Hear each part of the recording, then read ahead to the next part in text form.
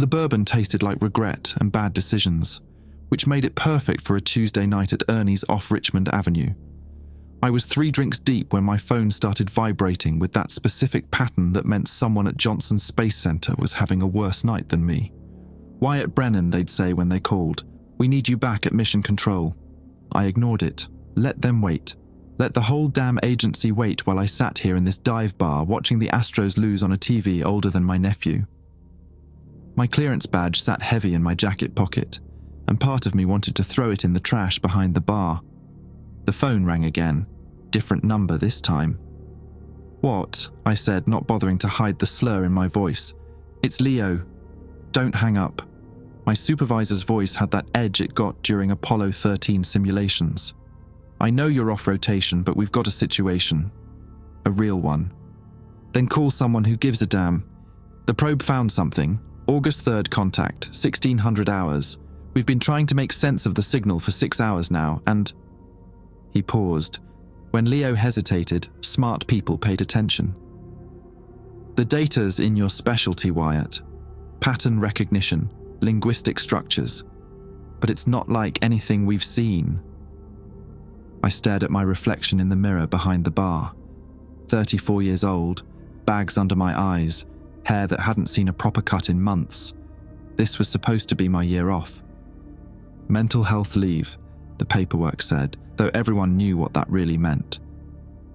"How not like anything?" I asked. "It's addressing us." "By name." Another pause. "Your name specifically showed up in the first decoded segment." The bourbon stopped tasting like anything at all. 20 minutes later, I was weaving through late-night traffic on NASA Parkway, my car smelling like bar peanuts and desperation. The security checkpoint waved me through without the usual hassle, another bad sign. When guards stop busting your balls about protocol, it means something's already gone sideways. Mission Control was lit up like Christmas, every station occupied despite the hour. I recognized maybe half the faces. The rest were suits I'd never seen before, the kind with badges that didn't list their actual departments. Leo grabbed my arm the moment I walked in. His eyes looked hollowed out, like he'd been staring at something that hurt to process. "We set up a secure room for the primary data. Everything's compartmentalized. You'll understand why when you see it." "See what?" He didn't answer, just led me past banks of monitors showing the same loop of telemetry data. Numbers that should have made sense, but didn't. Coordinates that placed something impossible in the precise spot where empty space should be. "The probe intercepted it 4 days ago," Leo said quietly.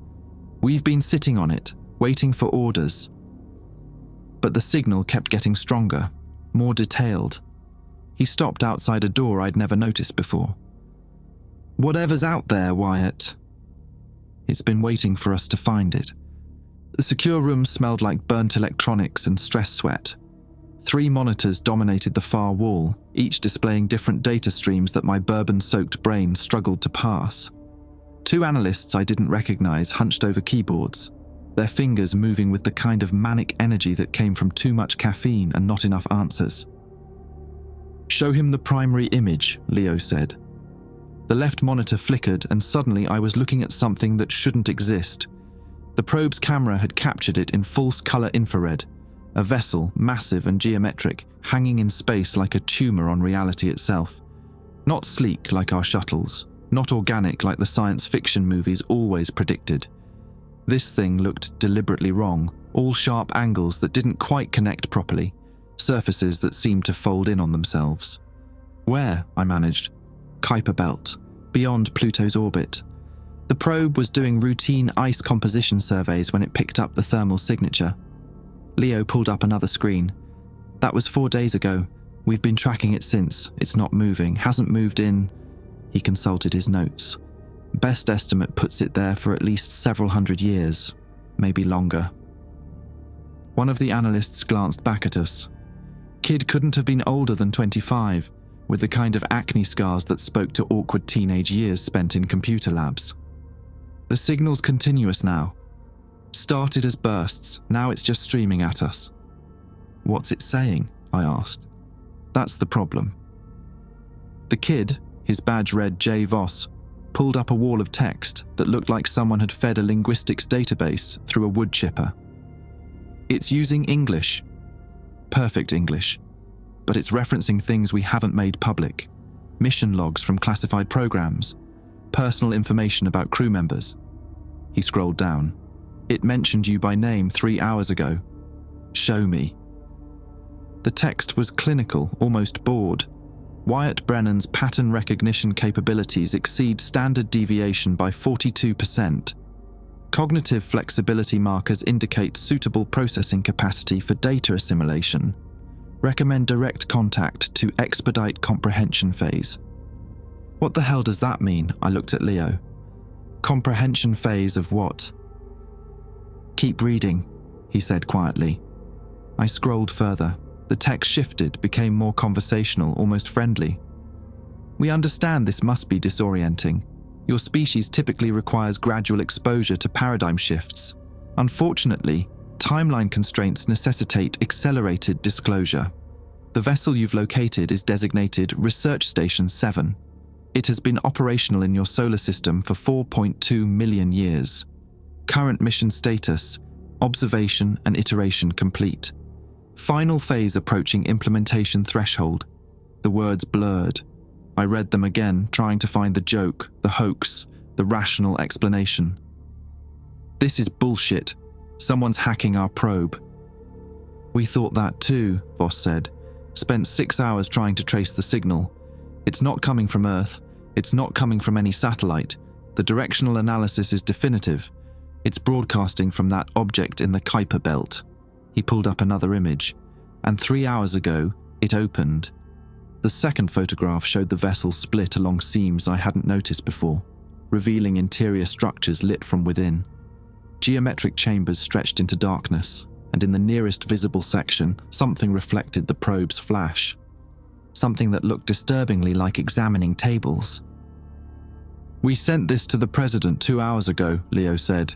He's convening a Security Council meeting at 0600. But before that happens, we need to know what we're dealing with. The signal keeps referencing you, Wyatt. Your cognitive profile, your background in pattern analysis. It's like it's been watching me specifically, I finished. The text on the monitor scrolled without anyone touching the keyboard. Correct. Wyatt Brennan has been monitored since developmental phase. Subject demonstrates optimal characteristics for comprehension facilitation. Additional context follows. The screen filled with images. My childhood home in Galveston. My college dorm at UT Austin. The coffee shop on Westheimer, where I'd spent 6 months recovering from the breakdown that ended my first marriage. Each image was satellite quality, time-stamped, annotated with behavioral observations written in that same clinical tone. Jesus Christ, I whispered. More text appeared. Theological references noted, but incorrect. Origins clarification required for proper context. Research Station 7 is one of 47 facilities maintaining observation protocols across your species' developmental timeline. Your evolutionary trajectory has been guided, measured, and adjusted according to experimental parameters established 4.2 million years ago. You are not a naturally occurring phenomenon. You are a designed outcome. The room went very quiet. This is insane, one of the other analysts said. His name badge read T. Holbrook, and his voice cracked on the last word. This has to be a hoax, some elaborate dash. The screen changed again, showing something that made my breath catch. A laboratory, vast and sterile, filled with rows upon rows of what looked like bodies. Human bodies, some incomplete, showing skeletal structures that twisted in ways bones shouldn't twist. Others fully formed but suspended in clear tanks, their skin too smooth, too perfect. And each one had a tag attached to their wrist. Even from the grainy probe image, I could make out numbers, dates.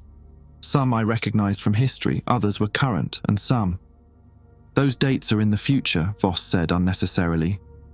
Some of them are hundreds of years from now. The text scrolled one more time. Welcome to Research Station 7, Wyatt Brennan. Your presence has been anticipated. Invitation extended for direct consultation. Further clarity requires proximity.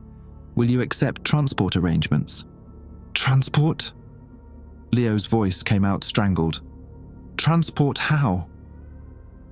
Before anyone could answer, every light in Johnson Space Center went dark. Emergency lighting kicked in after maybe 10 seconds, bathing everything in red. Long enough for my mind to conjure every nightmare scenario about what could happen in a NASA facility when unknown entities started making offers. Backup generators should have caught that instantly, Holbrook said, his voice tight. Something killed the primary grid. Leo was already on his radio, barking commands to security. I watched the monitors, waiting for them to flicker back to life. They stayed dark except for one, the center screen, which glowed with that same clinical text. Power interruption unintentional, correction applied. Communication protocols require adjustment to prevent infrastructure damage. Apologies for distress caused. It knocked out our power, Voss whispered. From the Kuiper belt, that's not possible. The energy required to... The main lights surged back on so bright I had to squint. Every monitor in the room blazed to life simultaneously, all displaying the same message. Demonstration of capability complete. Direct consultation remains optimal path forward. Alternative methods available, but inadvisable for human psychological stability. Screw this. Holbrook stood up fast enough that his chair hit the wall. I'm not sitting here while something threatens us. We need to get DoD involved, start working on countermeasures. With what? I found myself saying. It just reached across 3 billion miles and flipped our lights off. What exactly are we going to counter that with? Leo's radio crackled with overlapping voices. Security teams reporting the same story from across the complex. Simultaneous power loss, instant restoration, no explanation. His face had gone the color of old paper. They're requesting full facility lockdown, he said. Nobody in or out until we understand what we're dealing with. The screen changed again, showing new images from the probe. The vessel's interior, those examination tables in sharper detail now. I forced myself to look at the bodies in the tanks. They were human in the way a mannequin is human, all the parts in the right places, but something fundamentally off about the proportions. The bone structure visible through the translucent skin seemed too efficient, too purpose-built. More text appeared. Current generation displays acceptable parameters. Integration successful across all tested environments. Behavioral modifications within predicted ranges. However, limitations persist in cognitive flexibility and adaptive response to novel stimuli. Version 2.0 addresses these constraints through enhanced neuroplasticity and improved stress resilience. Implementation scheduled 17 months from present date. Version 2.0, Voss read aloud. It's talking about us like we're software.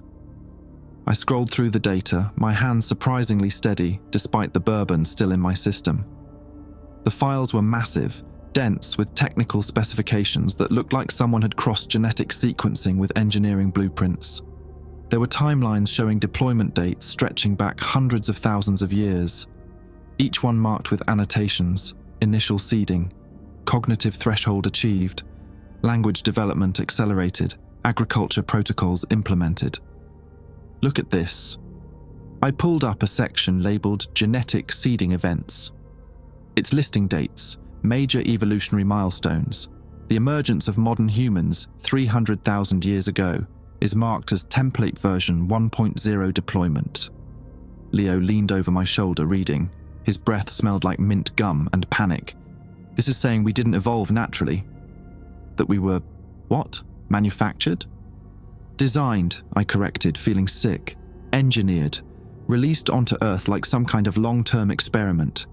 I found another file, this one containing what looked like performance metrics, population growth rates, technological development curves, social organization patterns, all measured against predicted outcomes, with percentage margin showing how closely we'd matched the projections. We'd scored 94% overall. There's video, Voss said quietly. He'd pulled up another data stream, this one showing recorded footage from inside the vessel. The timestamp put it at 3 days ago. The probe must have transmitted this before we even knew what we were looking at. The video showed a corridor inside the ship, sterile and geometric. Something moved at the far end. Not walking exactly, but shifting between positions like frames were missing from the playback. The figure was humanoid enough to be disturbing. Too tall, joints bending at angles that weren't quite right. It approached one of the examination tables and touched the body lying there with what looked like gentle curiosity. The tag on the body's wrist read 2024.07.12, current template control sample. That's from last month, Holbrook breathed. That's a person from last month. The text updated. Specimen collection ongoing for comparison analysis. Current generation provides baseline data for version 2.0 improvements. No consciousness retention in samples. Ethical parameters observed according to species-appropriate guidelines. No consciousness retention, I repeated. Like that makes it better. Like they're doing us a favor by... I stopped, something clicking in my head. Wait. Show me those dates again. The ones on the bodies in the tanks. Voss brought up the earlier images. I scanned through them, my stomach dropping with each one. There were dates from ancient history, specimens labelled with years spanning back to the dawn of civilization, others from more recent decades, and those future dates, some marked 50 years out, others 100, 300. But one set of tags all showed the same date, 17 months from now. Hundreds of them, all labelled identically. Mass production, Leo said, his voice hollow. That's what it meant by mass production. New text scrolled across the screen, almost apologetic. Understanding achieved. Wyatt Brennan's cognitive processing confirms adequate comprehension capacity. To clarify, version 2.0 represents significant improvement over current template. Enhanced disease resistance, extended longevity parameters, reduced aggressive tendencies, superior environmental adaptation. Current generation will be transitioned to emeritus status through natural obsolescence protocols. Process designed to minimize distress. Natural obsolescence, I said. They're going to replace us. Just phase us out like we're old models. How? Holbrook demanded. How do you just replace an entire species? The answer came immediately. Version 2.0 specimens integrate seamlessly with existing population. Introduction. Through standard reproductive channels ensures gradual transition. Current generation experiences normal lifespan completion. Next generation inherits enhanced capabilities. Process requires approximately 4 generations for full implementation. Methodology proven across multiple experimental iterations on other worlds. Other worlds, Voss whispered. I thought about those bodies in the tanks. Thought about being specimen data for something science project. Thought about my nephew in Galveston, 8 years old and obsessed with dinosaurs, completely unaware that his entire species was scheduled for retirement. Can we stop it? I asked the screen, not expecting an answer. The response was almost immediate. Inquiry demonstrates insufficient understanding of scale. Research Station 7 represents one node in 47-station network. Cessation of single station does not alter implementation timeline. Your species lacks technical capability to interfere with core processes. Suggestion. Acceptance facilitates smoother transition. Version 2.0 will remember your template with appropriate respect. Appropriate respect, Leo repeated. Like we're their goddamn pets. The screen flickered, showing one final image, a body in a tank, fully formed and perfect. The tag read, version 2.0 final model, implementation ready. It looked exactly like a human being. Exactly like someone you'd pass on the street in Houston without a second glance. The text below read, integration begins in 17 months. First deployment, major population centers. Estimated timeline for complete species replacement, 140 years. Thank you for your contribution to adaptive biology research. The monitors went dark. In the silence that followed, I heard Holbrook's breathing getting faster, heading toward hyperventilation. Leo's radio crackled with more security updates, but the words seemed to come from very far away. 17 months until they started replacing us with something better. And we'd just found out because they wanted us to know. The emergency meeting started at 0200 in a conference room I'd never seen before, deep in a section of Johnson Space Center that wasn't on any public map. 12 people crammed around a table designed for 8. Military brass, NASA administrators, 2 people whose badges had been deliberately turned around so we couldn't see their departments. I recognized Admiral Desmond Krauss from Joint Operations briefings, a man whose handshake could crack walnuts and whose patience for speculation was approximately 0. "So, let me understand this clearly," Krauss said, his voice carrying that particular military flatness that meant he was already furious. "An alien vessel has been sitting in our solar system for millions of years, conducting experiments on human evolution, and it decided to just tell us about it, out of nowhere." "Not out of nowhere," I said. My head felt like someone had packed it with steel wool, the bourbon hangover mixing badly with exhaustion. "Our probe found them. They responded. The timeline they mentioned, 17 months until they start replacing us. That means they're on a schedule. They're telling us because they think it doesn't matter anymore." "Because we can't stop them," Leo added quietly. Krauss's jaw tightened. "There's always a way to stop something, we just need to find it." He looked at one of the turned badge people. "What are our options for a strike mission? If we can hit them fast enough." "With what?" Voss interrupted, then seemed to realize he'd just spoken over an admiral. "Sir, I mean, respectfully, that vessel is 3 billion miles away. Our fastest probe took 9 years to reach Pluto. Anything we launch now wouldn't arrive for years, and we've already seen it can manipulate our systems from that distance. What happens when our missiles get turned around?" "Then we develop countermeasures," Krauss said. "We shield our electronics, It turned off Johnson Space Center," I said. "The entire facility, instantly, and turned it back on just as fast. That's not hacking. That's not any technology we understand. That's them showing us they can reach into our infrastructure whenever they want." The silence that followed tasted like defeat.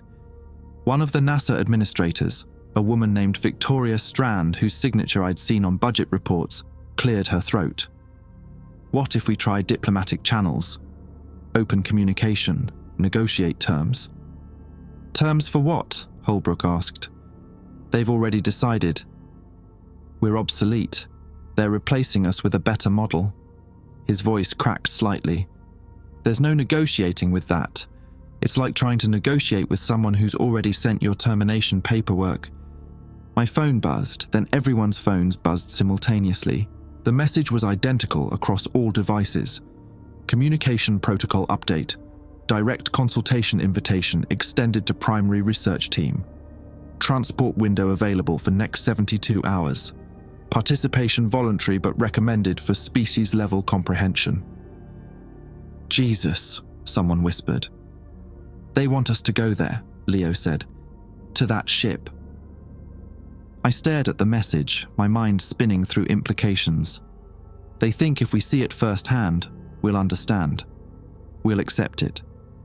I looked up at Krauss. "They're offering us a tour of the facility where they designed us." "It's a trap," Krauss said immediately. "Classic intelligence play. Separate your assets, control the environment, extract information." "They don't need to extract anything," Voss countered. "They already know everything about us. They've been watching for millions of years. This is..." He paused, struggling. "This is them being polite. Giving us closure before they flip the switch." The second turned badge person leaned forward. His voice was careful, measured.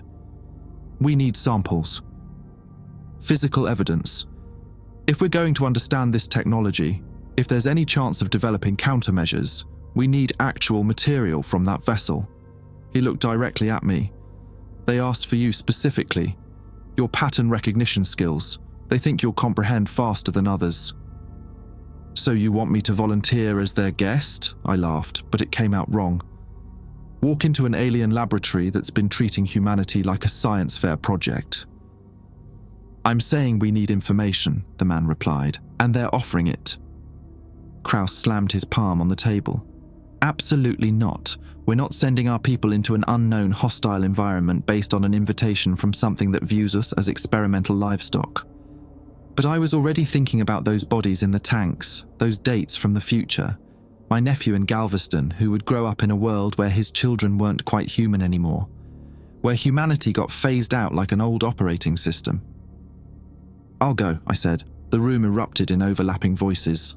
Leo grabbed my arm. Wyatt, you can't be serious. This is suicide. They said transport arrangements, they have a way to get us there faster than our technology should allow. I pulled up the message again, reading the fine print. It says primary research team, not just me. They'll take up to 4 people. 4 people to study us in person, Holbrook said, to see how we react when we understand what we are. What we've always been. He looked at me with something between admiration and horror. You actually want to go? You want to see it? He wasn't wrong. Some sick part of me needed to know, needed to understand what kind of thing could engineer an entire species and then casually announce its retirement date. I'll go, Voss said suddenly. If Wyatt's going, you'll need someone who understands the technical data. Someone who can interface with their systems. This is insane, Leo said, but his voice lacked conviction. We're talking about boarding an alien vessel based on nothing but their word that transport is safe. The transport arrived 6 hours later. We'd spent the time in preparation, medical screenings, briefings from people whose credentials I couldn't verify, signing documents that felt less like waivers and more like wills. Kraus fought the decision up through 3 levels of command before someone above his pay grade overruled him. The thing appeared in the parking lot outside Building 30 at 0800 exactly. No sound, no light show. One moment empty asphalt. The next moment something sitting there like it had always existed. It looked like a seed pod carved from dark glass, maybe 12 feet long and perfectly smooth. No seams, no windows, no visible propulsion system. That's impossible, one of the engineers breathed. There's no heat signature, no radiation. It's just there. The side split open with a sound like ice cracking, revealing interior space that seemed larger than the exterior dimensions allowed. 4 seats arranged in a circle, organic-looking and slightly translucent. The walls showed the parking lot around us, but the perspective was wrong. I could see myself from outside, looking in. Last chance to back out, Leo said. He'd volunteered third, unable to let me go alone. Holbrook had insisted on being fourth, claiming someone needed to document everything. I stepped inside before I could change my mind. The interior smelled like nothing, not sterile clean nothing, but actual absence of smell, like my olfactory nerves had stopped working. The seat molded itself to my body as I sat, warm and disturbingly comfortable. The others climbed in. Holbrook's hands shook as he pulled some kind of recording device from his bag. Leo kept his jaw clenched tight enough that I could see the muscle jumping. The opening sealed shut. Transport initiating, a voice said, not through speakers, but somehow directly in my head. Duration, 14 minutes. Discomfort minimal. Consciousness maintained throughout process. 14 minutes to the Kuiper belt, Voss said, his voice high and thin. That's not possible. That's faster than light. That violates. The parking lot outside the walls started to stretch. Colors bled into each other. My stomach lurched sideways as something fundamental about space decided to bend in ways space shouldn't bend. Then we were moving, and moving was completely the wrong word for what was happening. I could see the Earth through the walls, could see it getting smaller but also somehow staying the same size, perspective, and distance becoming meaningless concepts. The moon flashed past. Mars appeared and vanished. Jupiter loomed huge and then tiny. My brain kept trying to process it and failing. The rational part of me that understood physics and orbital mechanics was screaming that none of this made sense. The part that had drank bourbon in dive bars and pretended my life had meaning just went quiet and accepted it. Look, Leo said, pointing at something ahead. The vessel emerged from the darkness like a mountain made of angles. Bigger than I'd imagined. Bigger than anything had a right to be out here in the empty cold. Those geometric surfaces that didn't quite connect properly were visible now in nauseating detail. And I realized with sick certainty that they weren't failing to connect. They were connecting in dimensions we couldn't see, folding through spaces our eyes weren't designed to perceive. We're going inside, Voss whispered. The pod didn't slow down, just changed direction in a way that should have pulped us from G-forces. One of those geometric surfaces split open ahead of us, revealing interior light that hurt in a way that had nothing to do with brightness. We passed through the opening. The interior was vast. Corridors stretched in impossible directions.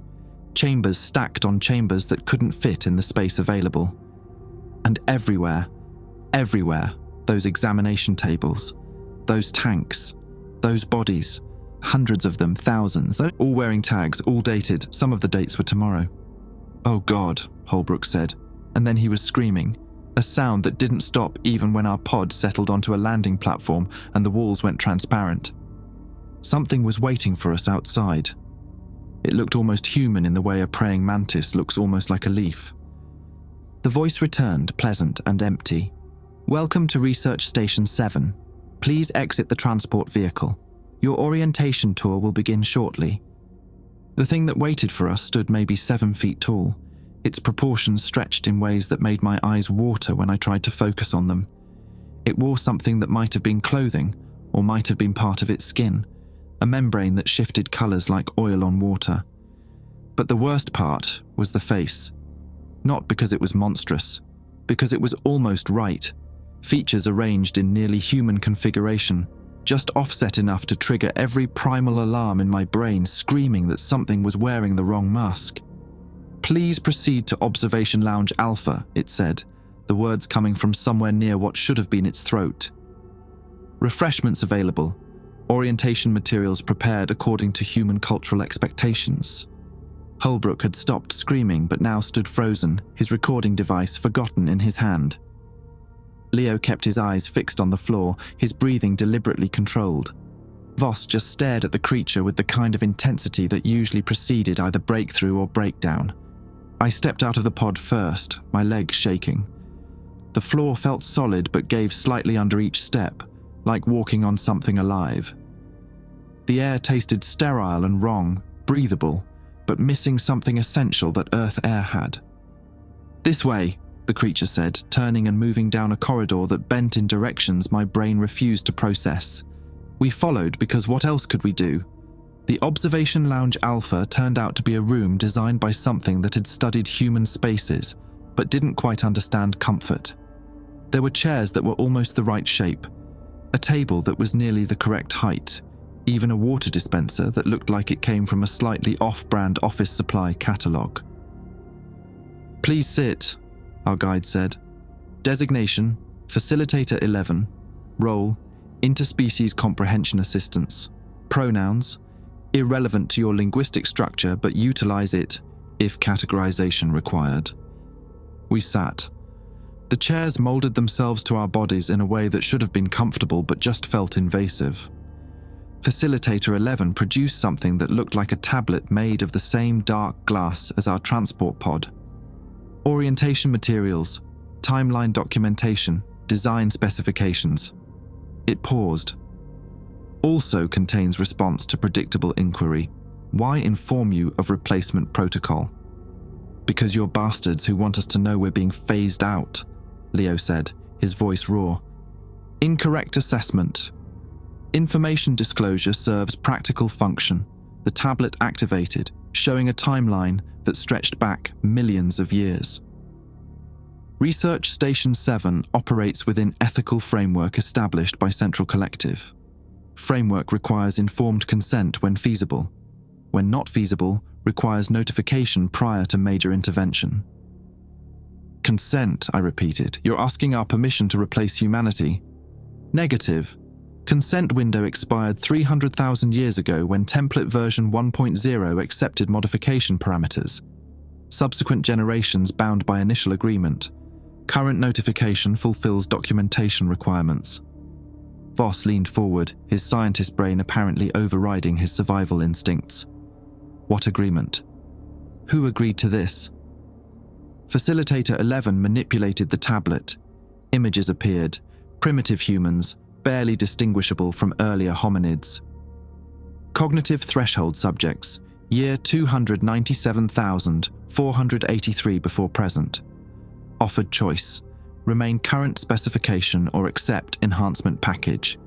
Enhancement included, improved cognitive capacity, extended neural plasticity, reduced infant mortality, resistance to common pathogens.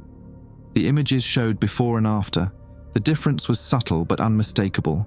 Skull shape slightly changed, posture improved, eyes with a different kind of awareness.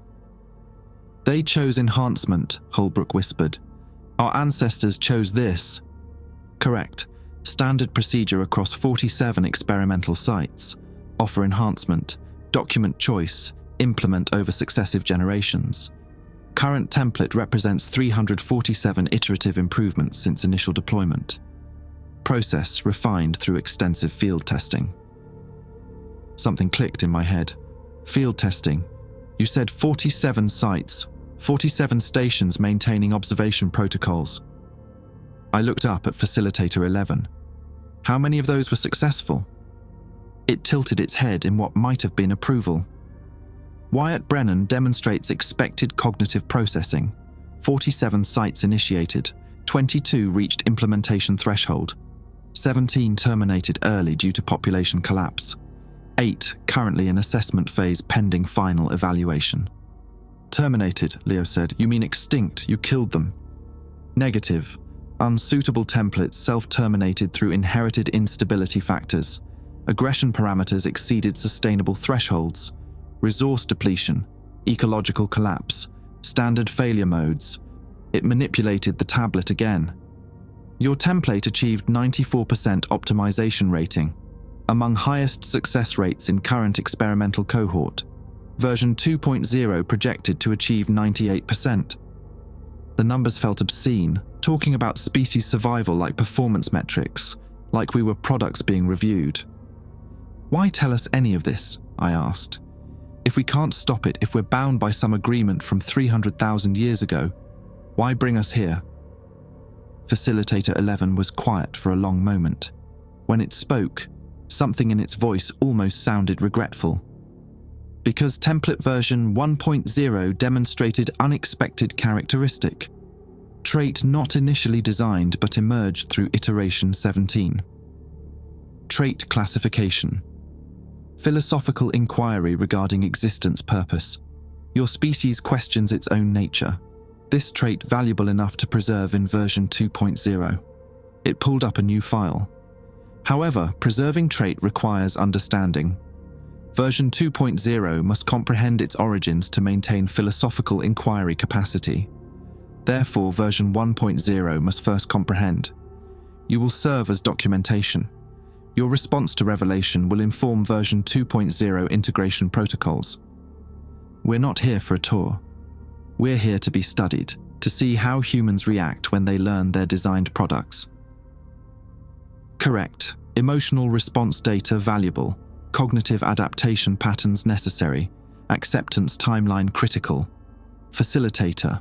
11 gestured to the walls, which suddenly became transparent. Beyond the lounge stretched the vast interior of Research Station 7, those thousands of tanks, those examination tables. And now I could see figures moving between them, more facilitators, tending to the bodies with clinical precision. But there was something else, a section of the facility that glowed different from the rest, warmer light, different architecture. Living quarters, Facilitator 11 said. Occupied by version 2.0 volunteers, 17 months insufficient for natural reproduction cycle. Therefore, alternative implementation required. Selected candidates already present, already adapted, already learning. What do you mean volunteers? The tablet showed faces, human faces. Dozens of them, maybe hundreds. People of all ages, ethnicities, backgrounds, each one with a date stamp showing when they'd arrived at the station. Some dates were recent, within the last year. Human subjects recruited through standard intervention protocols. Abduction events documented in your cultural mythology. Subject selection based on genetic compatibility with version 2.0 specifications. Consciousness preserved, enhanced, prepared for reintegration. You've been kidnapping people, Holbrook said, his voice strangled. All those missing person cases, all those people who vanished without explanation. Recruitment, Facilitator 11 corrected. Volunteers receive full cognitive integration with version 2.0 enhancements. Return to Earth in 17 months as improved template ambassadors. First wave of implementation. Voss stood up so fast his chair toppled backward. Let us see them. These volunteers. Let us talk to them. Request granted. Direct observation scheduled for next orientation phase.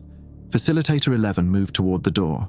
However, be advised, volunteers no longer identify primarily with template version 1.0 psychology. Communication may prove distressing. We followed it through corridors that twisted in nauseating directions, past chambers filled with machinery that looked like it was grown rather than built. The warm light grew stronger. I heard something ahead, voices but not quite right. Conversation pitched slightly off. The living quarters opened before us and I saw them. People, humans, moving and talking and living in spaces designed for comfort. But something about them was wrong. Their movements too fluid, their eyes tracking things I couldn't see, and when they noticed us, their smiles had too many meanings behind them. One approached, a man who looked maybe 30 with dark hair and an easygoing expression that didn't match the situation at all. "Hey there," he said, his accent vaguely American. "You must be the observation group. Welcome aboard. I'm Daniel, been here about 8 months now." He gestured to his head. "The integration process is really something. You guys are gonna love it." "Love it?" Leo took a step back. "They kidnapped you. They're replacing humanity. How can you possibly—" "Because I've seen what we're becoming," Daniel interrupted, and his eyes had that same quality as Facilitator 11's. Intelligence operating on frequencies I couldn't access. Version 1.0 was amazing, don't get me wrong. You got us from the caves to the moon, but version 2.0...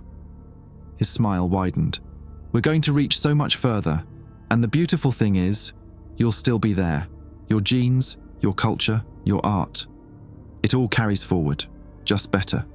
Behind him, others were gathering, watching us with patient curiosity, like researchers observing primitive specimens. "How long?" I asked quietly.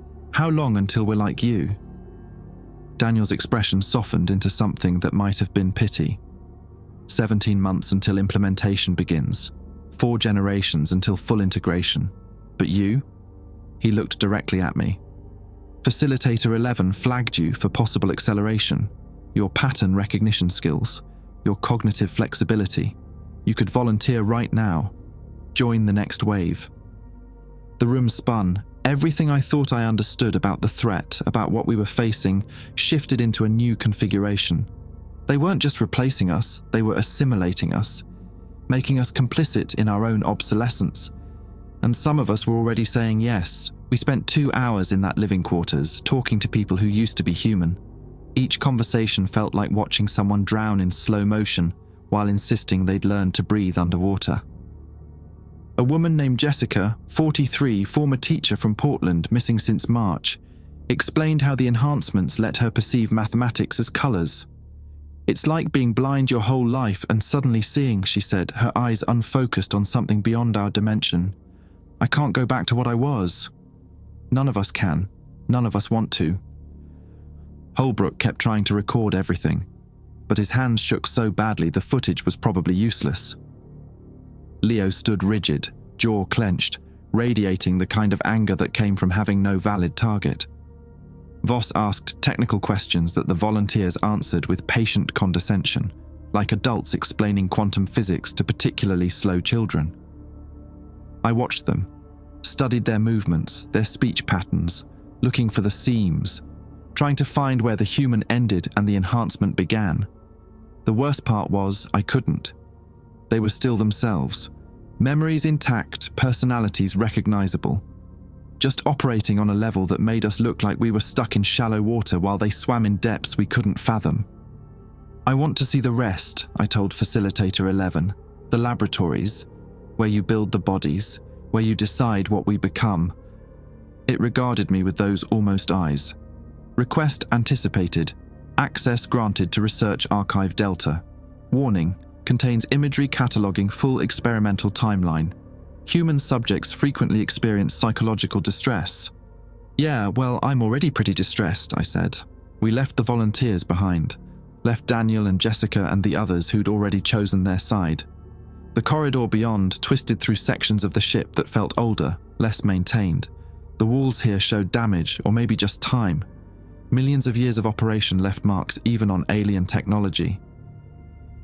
This section, constructed during initial deployment phase, Facilitator 11 explained, contains historical documentation, original facility purpose before ethical framework implementation. Original purpose? Voss asked.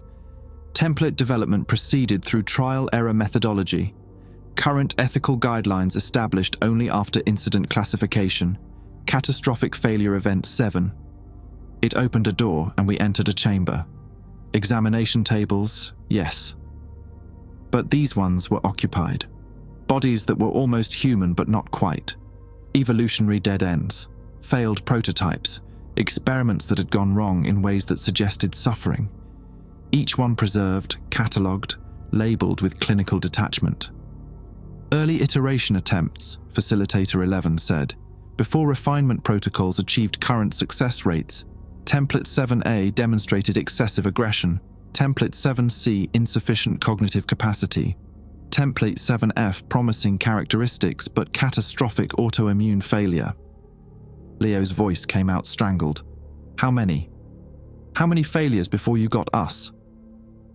Template version 1.0 represents iteration 43 for Earth designation.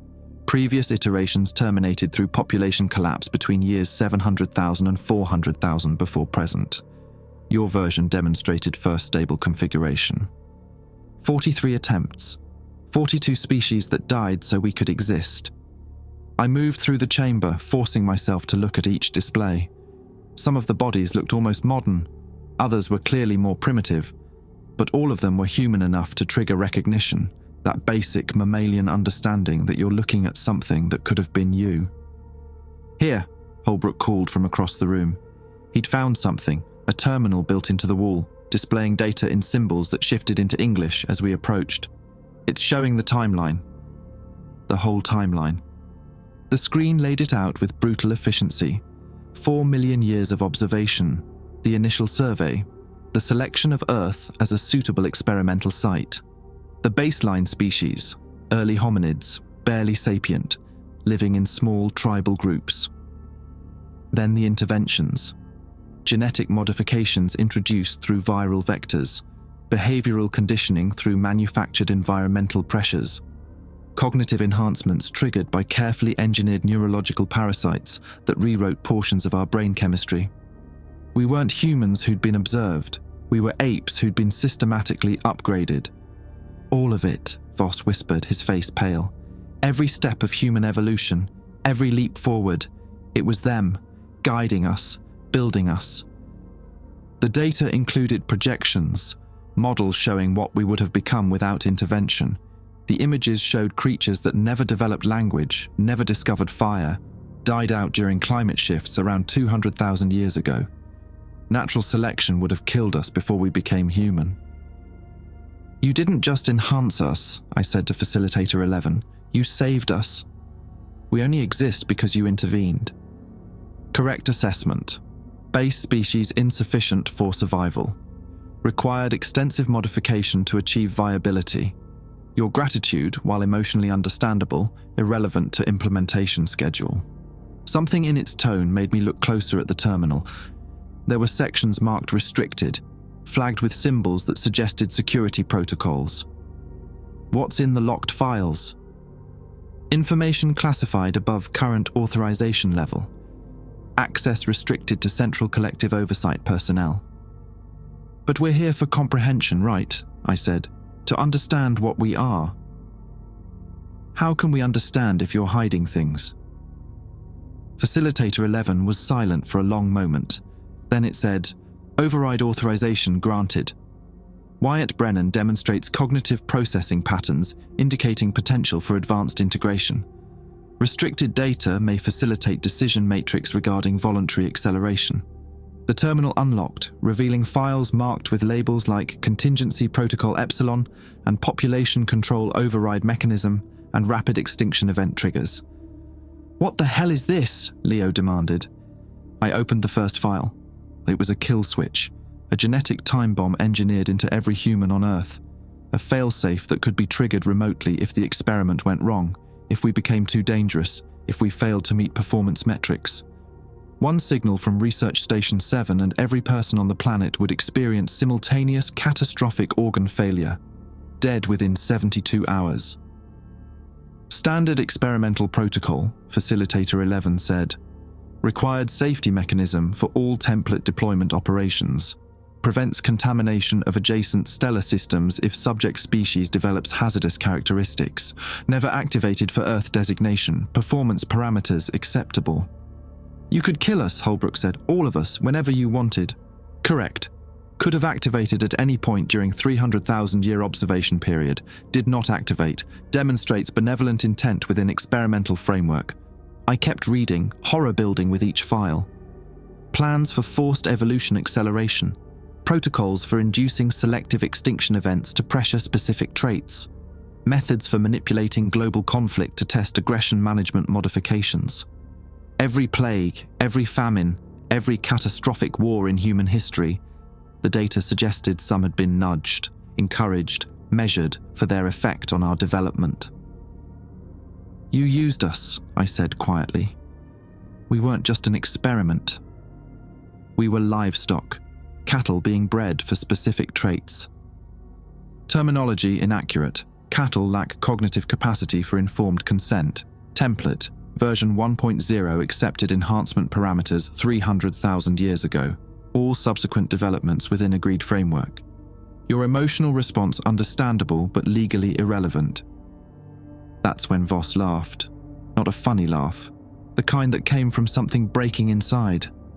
Don't you see, he said, turning to us with wild eyes. They're right. We wouldn't exist without them. Natural selection would have killed us.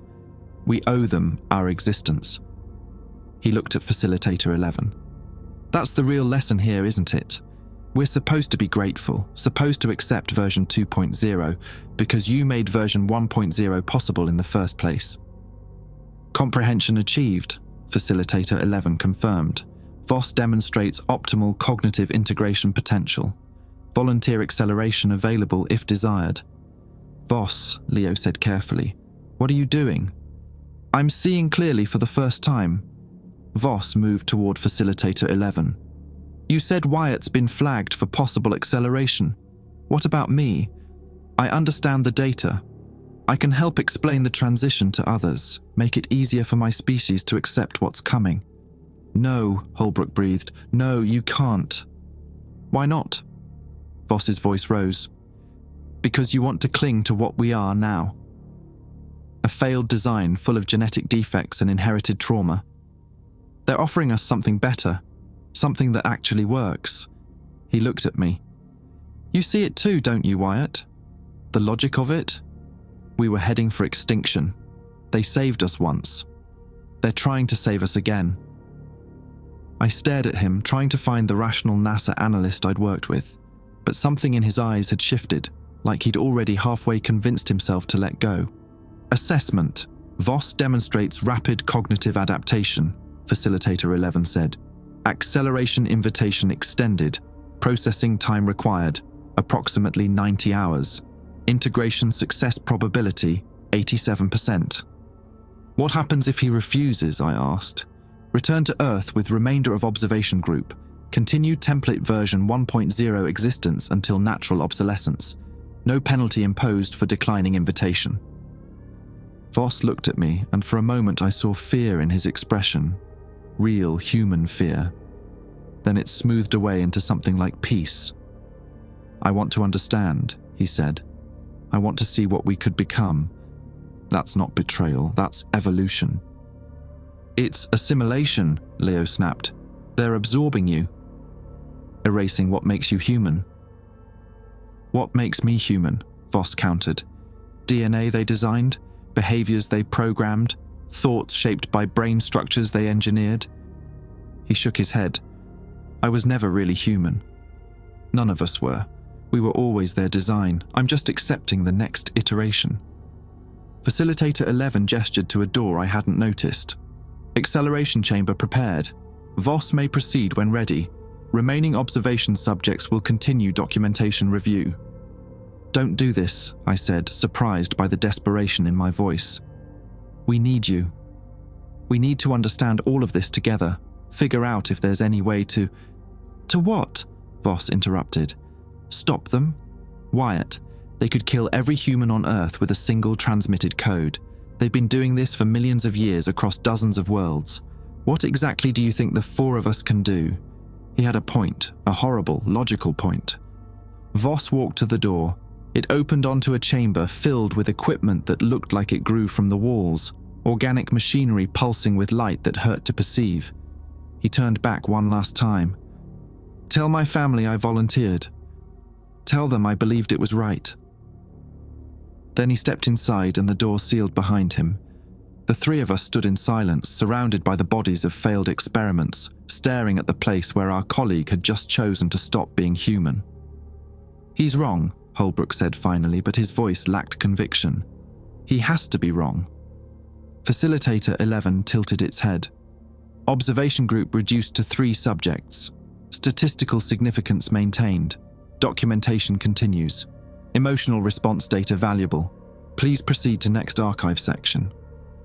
Leo's fists clenched. You planned this, you knew one of us would break. Prediction probability 93%. Human subjects demonstrate consistent patterns when confronted with existential revision. Acceptance, anger, denial, bargaining, integration. Standard psychological response matrix.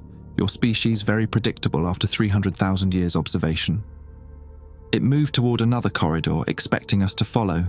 I looked at Leo and Holbrook, saw the same question in their eyes that burned in my mind. How long until we break too? How long until that door starts looking like the smart choice instead of the terrifying one? We followed Facilitator 11 deeper into the ship, 3 humans trying to understand what humanity meant when everything we thought we were had just been revealed as someone else's design.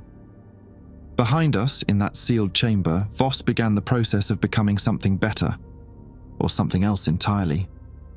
Facilitator 11 left us in what it called a rest chamber, a space designed for human comfort that somehow achieved the exact opposite. The beds were almost right, the lighting almost natural, the air almost Earth normal. Everything existed in that uncanny valley that made your skin crawl. Leo paced like a caged animal.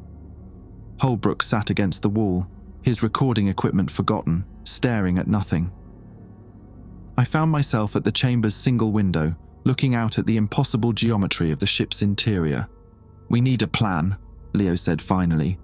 Some way to warn Earth, to prepare them for what's coming. With what? Holbrook's voice was empty. They control our transport. They're monitoring everything we do. They probably know what we're thinking before we think it. Then we don't think, I said quietly. We just act. Both of them looked at me. I kept staring out the window, watching facilitators move through the corridors below, tending to their experiments. Their legacy project that had been running since before humans discovered fire. My brother died when I was 12, I said. The words surprised me.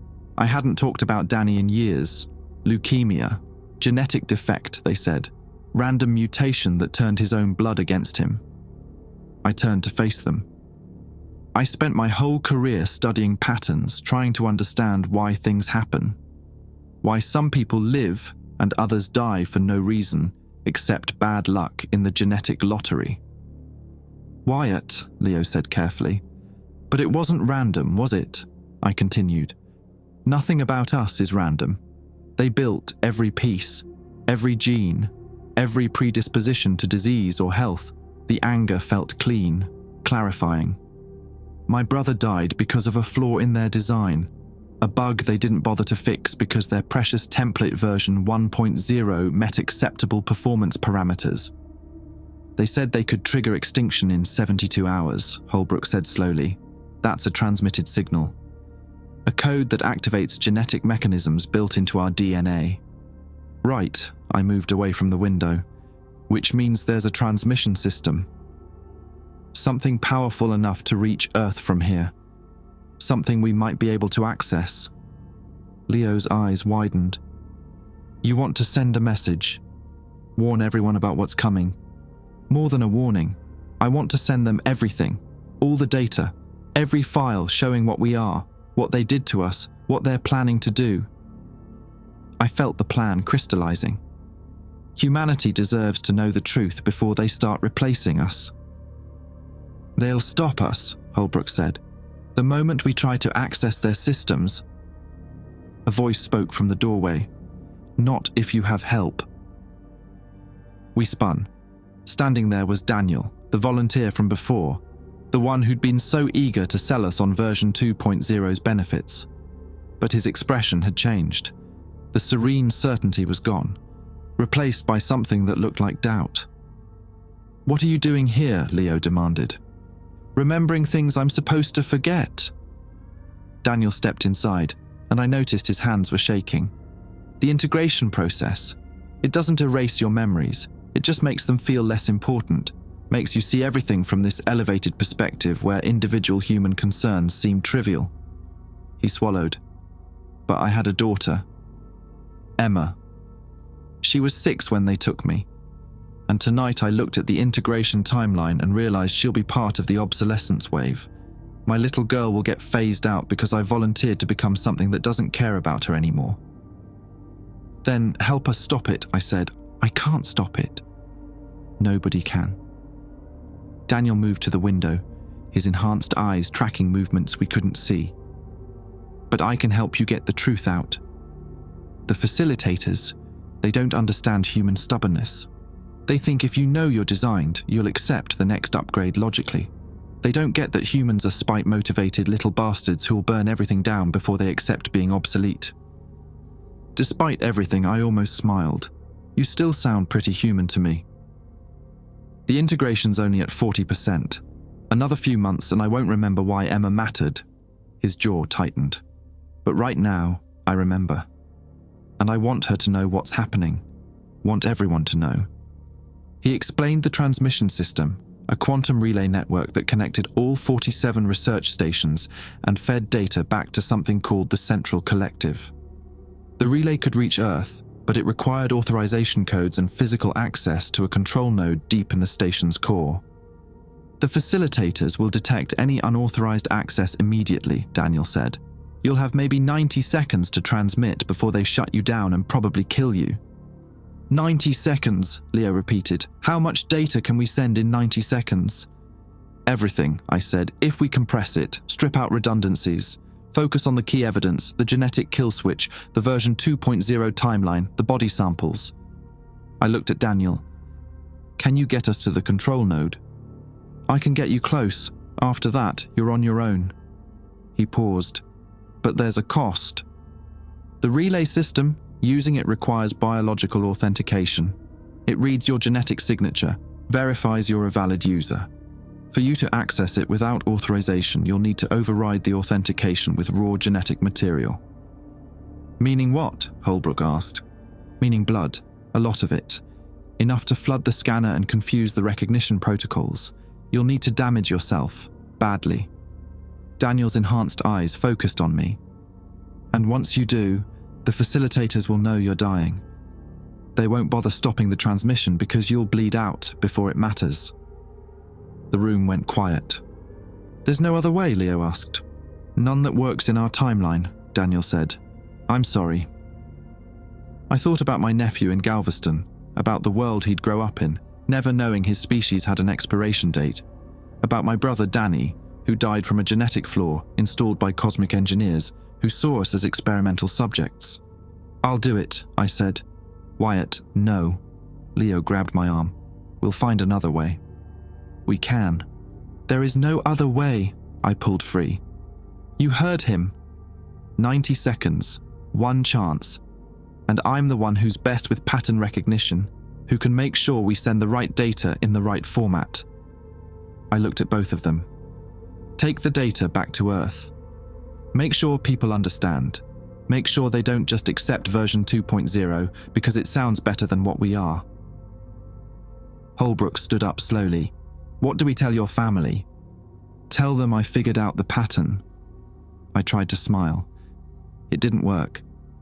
"Tell them I finally understood why Danny died. Not because of random chance.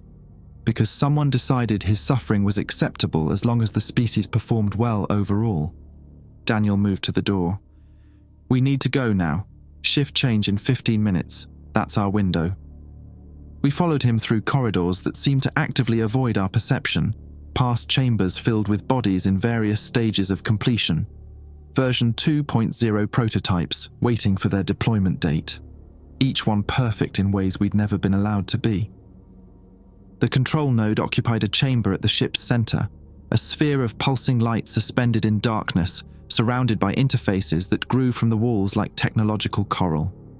The quantum relay hummed at frequencies I felt in my bones. The authentication scanner is here. Daniel indicated a panel that looked like crystallized blood. You'll need to... He stopped, seeming to struggle with words. You'll need to open a major artery, let it flow into the scanner until the system gets overwhelmed. That's when the access window opens. I stared at the panel, my heart hammering. Leo pressed something into my hand, a piece of broken equipment from his pocket, sharp enough.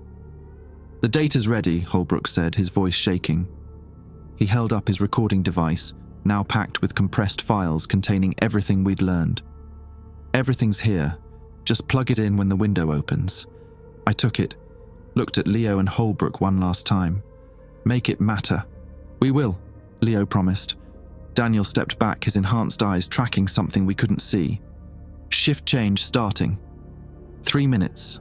I'll delay them as long as I can. He left. The three of us stood in the humming darkness, surrounded by alien technology that had been shaping humanity since before we were human. I pressed the sharp metal against my wrist, feeling my pulse beat against it. Thought about Danny, about all the brothers and sisters and children who died from flaws in a design that was never ours to begin with. Do it, Leo said quietly. We'll make them understand. I cut deep. The pain was immediate and clarifying. Blood flowed faster than I expected, darker in the alien light. I pressed my wrist against the scanner, feeling it drink the genetic material, reading it, confused by the damage, trying to reconcile the broken authentication. The scanner flickered. Error messages in symbols that hurt to read. It's working, Holbrook breathed. My vision started to blur. Blood pressure dropping, the edges of the room getting soft and distant. But the scanner kept flickering, kept failing, kept trying to process genetic material that shouldn't be damaged, shouldn't be dying, shouldn't be voluntarily destroying itself. Then it opened. A connection point materialized in the air. Quantum entanglement made physical, reaching back to Earth across billions of miles. Holbrook jammed his device into the connection. Data began flowing. Everything we'd learned. Everything humanity needed to know. 30 seconds, Leo said, watching a countdown I couldn't see. The chamber doors burst open. Facilitators poured in, moving with purpose. But they stopped when they saw me bleeding out, my genetic signature corrupting their system. Watched with what might have been curiosity as I used my death to buy 90 seconds of truth. 60 seconds, Leo counted. Wyatt, stay with us. Just a little longer. But I was already somewhere else. Somewhere cold and dark where patterns finally made sense. Where I could see the shape of what we were. Not failed designs, but something that refused to accept obsolescence. Something stubborn enough to bleed out just to send a warning. Transmission complete, Holbrook said. The last thing I heard was Leo saying my name. The last thing I thought was, now they know. I woke up 3 days later in a medical bay that looked like someone had dissected a hospital and rebuilt it according to principles that made organs hurt to contemplate. My wrist was bandaged with something that wasn't quite material, pulsing with light that synchronized to my heartbeat. Facilitator 11 stood nearby, observing with that clinical interest I'd come to recognize. You survived, it said. Probability calculated at 12%. Human physiology demonstrates unexpected resilience when motivated by ideological conviction. The transmission, I managed, my throat raw. Did it reach Earth? Affirmative.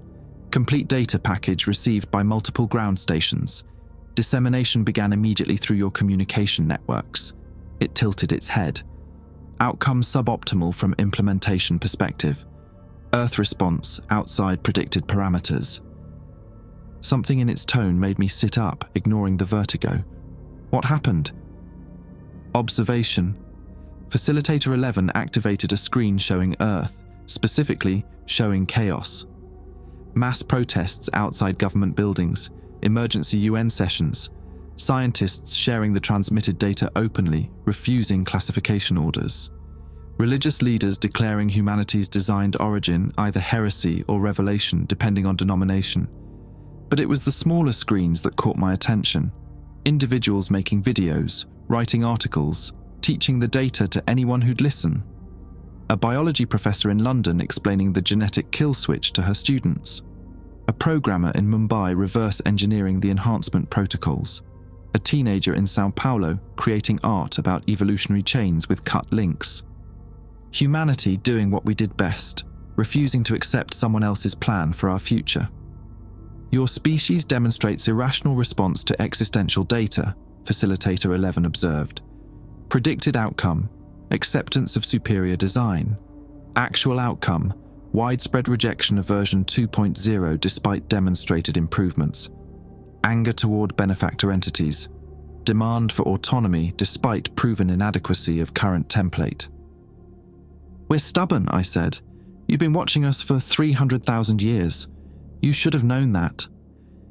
Statistical models indicated 87% acceptance rate after comprehension phase.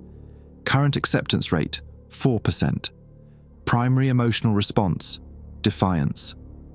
It seemed almost puzzled. Your species chooses continued suffering, chooses inherited genetic defects, chooses mortality and limitation. Illogical. It's our suffering, our choice. I looked at the screens showing protests in Delhi, riots in Sao Paulo, prayer vigils in Jerusalem. You can't just upgrade us like software and expect gratitude. The door opened. Leo and Holbrook entered, both looking exhausted but alive. Relief flooded through me at seeing them. You're awake, Leo said, crossing to the bed. You were out for 72 hours. We thought... He stopped, emotion choking his voice. The transmission worked, Holbrook said, holding up his device. It was still displaying news feeds from Earth. Everyone knows. Every government, every media outlet, every person with internet access. They're calling it the Genesis Revelation. Earth leadership demanding audience with Central Collective, Facilitator 11 added. Unprecedented situation. No experimental population previously achieved coordinated species-level response to implementation protocols. Central Collective convening to assess options. Options? I asked. Like what, activating the kill switch? Option exists, Facilitator 11 confirmed. 47-station network capable of simultaneous extinction trigger. However, ethical framework prohibits termination of functional templates without documented cause. Earth population remains within acceptable performance parameters. Barely, another voice said.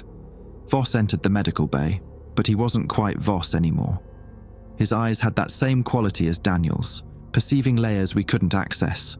His movements were too smooth, too precise. The integration was further along. The Central Collective is reviewing Earth's response, he said, his voice carrying harmonics that made my teeth ache slightly. They're confused. None of the other experimental populations rejected improvement. Most begged for it once they understood their origins. What makes us different? Leo asked. Voss smiled, but it was sad. We're broken enough to know we're broken, but prideful enough to want to fix ourselves. He looked at me. Your transmission didn't just warn Earth. It gave them something to unite against. An external threat that makes all our little tribal conflicts seem meaningless. Observation. Human bonding accelerated by shared adversity, Facilitator 11 said. Unexpected application of designed social cohesion mechanisms. Template version 1.0, utilizing program traits to resist programming source. There's more, Voss continued. Scientists on Earth are already analyzing the genetic kill switch, trying to find ways to disable it. They won't succeed, it's too deeply integrated, but the attempt itself is forcing unprecedented cooperation between nations, corporations, research institutions. He pulled up another screen showing laboratory footage from multiple continents, geneticists sharing data in real time, programmers building models to simulate alien enhancement protocols. bioethicists debating whether humanity could implement its own improvements without external control. You've accelerated them, Voss said, given them a common purpose. In 3 days, Earth has achieved more scientific cooperation than in the previous decade. Not our intended outcome, Facilitator 11 stated. However, data valuable. Human response to existential threat provides insights applicable to other experimental sites. I stared at the alien, something clicking into place. You're not going to activate the kill switch. Correct. Earth population demonstrates innovative adaptation to paradigm disruption. Termination would waste valuable behavioral data. Central collective authorizing extended observation period. And version 2.0, Holbrook asked. Facilitator 11 was silent for a long moment. Implementation timeline suspended pending Earth self-modification assessment.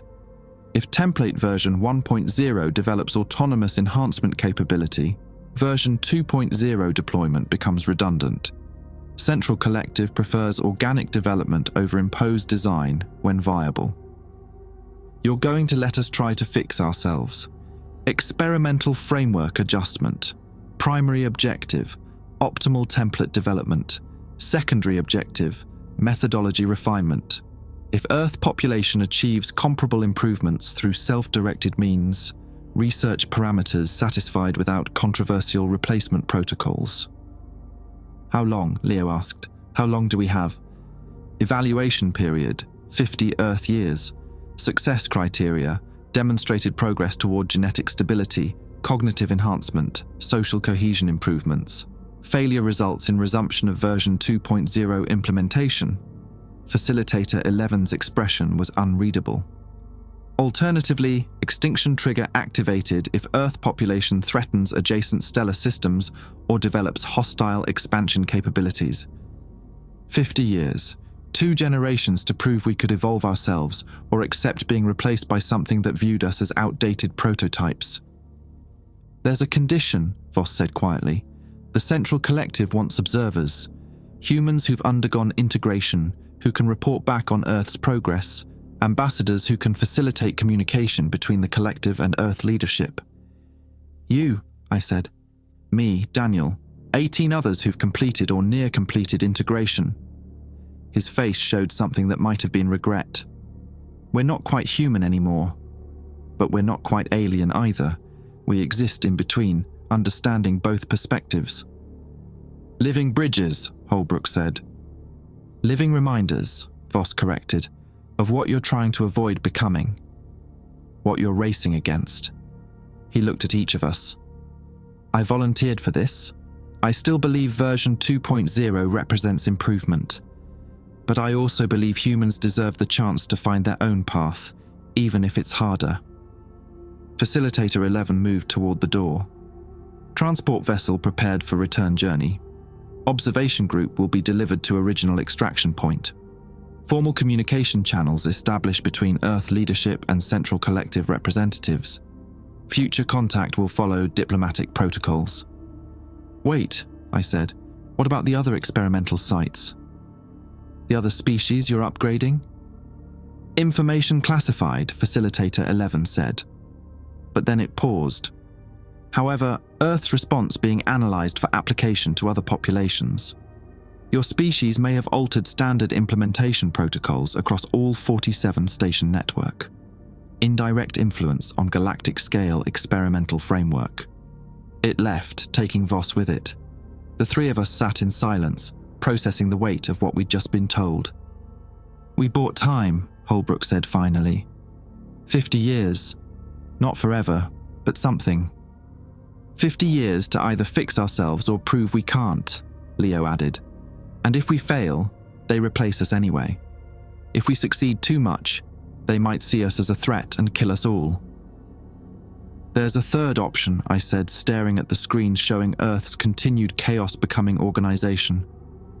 We exceed their expectations, become something they didn't design, didn't predict, couldn't have planned for.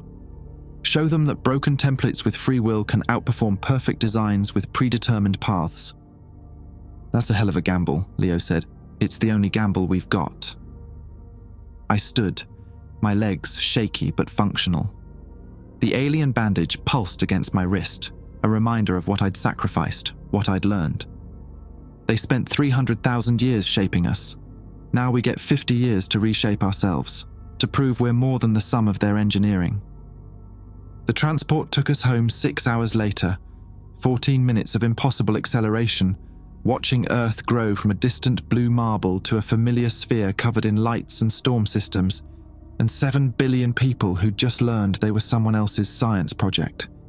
We landed in the same parking lot we'd left from, now surrounded by military vehicles and media vans. The pod opened, and the Houston heat hit like a physical weight after days in climate-controlled alien corridors. Admiral Krauss was there, along with what looked like half the Joint Chiefs and several people in suits that screamed classified. They had questions, thousands of questions. But as they led us toward debriefing, I looked up at the sky. Somewhere out there, beyond where eyes could see, Research Station 7 continued its observations. Facilitator 11 and the Central Collective watching to see if we could do the impossible. I thought about my brother Danny, about genetic flaws and designed limitations, about humanity's stubborn refusal to accept someone else's plan for our future. We had 50 years to prove we were more than acceptable performance parameters. I planned to make every second count. The coffee shop on Westheimer still smells like burnt grounds and broken promises, same as it did 18 months ago. I come here every Tuesday, ordering the same thing, sitting in the same corner booth. Maintaining patterns helps, reminds me I'm still human, still capable of routine, still anchored to something recognizable. My nephew visits from Galveston on weekends now. He's 9, obsessed with genetics instead of dinosaurs. Last Saturday, he explained gene editing protocols to me using his action figures as visual aids. His school has a new curriculum, Adaptive Biology 101, teaching kids about DNA modification, ethical enhancement, what it means to improve yourself versus being improved by someone else. Every child on Earth now grows up knowing they're designed, knowing somewhere beyond the sky, something watches to see if we can fix our own flaws before they fix us. The scar on my wrist has healed into a white line that catches light strangely. Sometimes I swear it pulses in rhythm with something that isn't my heartbeat. The doctor said it's psychosomatic, phantom sensations from trauma. But I know what alien medicine feels like, and this isn't entirely human tissue anymore. Leo runs a task force now, coordinating between governments and research institutions, trying to organize humanity's desperate scramble towards self-improvement. Last time we talked, he looked 10 years older. Said the pressure of managing 7 billion opinions about genetic modification was worse than anything Research Station 7 threw at us. Holbrook teaches at UT Austin, showing his footage to auditoriums full of students who don't remember a world before the Genesis revelation. He says the younger generation handles it better. They see humanity's origins as a technical problem to solve rather than an existential crisis to process. The news plays on the television above the counter. Another breakthrough in CRISPR technology. Another international accord on human enhancement protocols. Another debate about how much we should change before we're not ourselves anymore. Voss appears on screen sometimes, speaking at conferences with that too smooth precision that marks him as other. He advocates for gradual integration, for accepting version 2.0 as inevitable. Most people ignore him, some listen, the 4%. Daniel sends messages occasionally, short ones, clinical. Updates on his daughter Emma, who's 7 now and doesn't remember her father the way he used to be. He still watches her from a distance, still remembers why she matters, but the integration is nearly complete. Soon he'll just be data, observing without attachment. Research Station 7 maintains its orbit, silent, watching, calculating whether we're making adequate progress or just delaying the inevitable. Scientists worldwide race against a clock that counts down in generations. 48 years left. 48 years to prove we can guide our own evolution, can fix the flaws built into our DNA without becoming something else entirely. The irony isn't lost on anyone. We're desperate to improve ourselves using the same genetic engineering techniques they use to create us. Becoming our own designers while trying to stay human. Following their blueprint while insisting it's our choice. My phone buzzes with a message from an unknown number. It does this sometimes. Text that appears in symbols before shifting to English. Progress adequate. Timeline maintained. Continue current trajectory. I don't respond. Never do. Just delete it and order another coffee that tastes like regret and determination. Outside the window, Houston continues its chaotic existence. People walking past, carrying genes designed by cosmic engineers, trying to redesign themselves before the warranty expires. Every one of them a miracle of alien engineering. Every one of them refusing to accept their expiration date. My nephew sends a photo, his latest science project, a diagram showing proposed genetic modifications to eliminate inherited diseases. He's labeled it "Doing It Ourselves." I save the image, close my eyes, think about 50 years and what humanity might become if we're given the chance to choose our own shape. The scar on my wrist pulses once, synchronized to something distant and watching. I finish my coffee and head back to work. We've got 48 years left to prove we're worth keeping. Better not waste them.